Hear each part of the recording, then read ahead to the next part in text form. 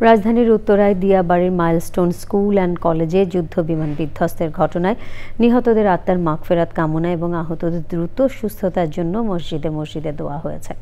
নিহতদের আত্মার শান্তি কামনা এবং আহতদের দ্রুত আরোগ্যের জন্য প্রার্থনা হয়েছে মন্দিরে।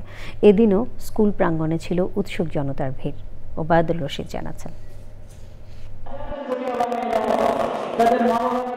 রাজধানীর উত্তরায় দিয়াবাড়ির মাইলস্টোন স্কুল অ্যান্ড কলেজে প্রশিক্ষণ যুদ্ধবিমান বিধ্বস্তের ঘটনায় নিহতদের আত্মার মাগফিরাত কামনা এবং আহতদের দ্রুত সুস্থতার জন্য বাদ-জুমা জাতীয় মসজিদ, বাইতুল মোকাররম সহ দেশের মসজিদে মসজিদে দোয়া করা হয়।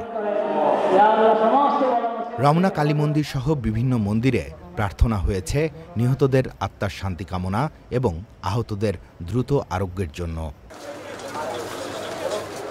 মাইলস্টোন স্কুল অ্যান্ড কলেজে পঞ্চম দিনেও ছিল উৎসুক জনতার ভিড়।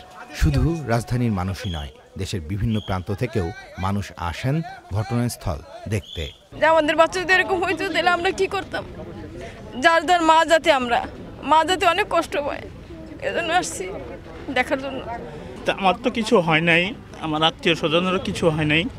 যারা সন্তান হারিয়েছে ওরা কত ব্যথা জানি পাইছে, কত কষ্ট পাইছে, ওরা কি নিয়ে বুঝ দিব মন বোঝানোর মতো না। সন্তান হারা যে কি ব্যথা, যাদের সন্তান আছে ওরাই বুঝবে, আর কেউ বুঝবে না। শুক্রবার ঘটনাস্থল দেখতে আসা শোকবাহ মানুষরাও নিহত এবং আহতদের জন্য দোয়া করেন।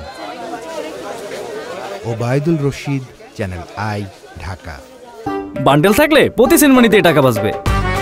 বিকাশ সেনমানি বান্ডেল কিনে জিতুন প্রতি লেনদেনে।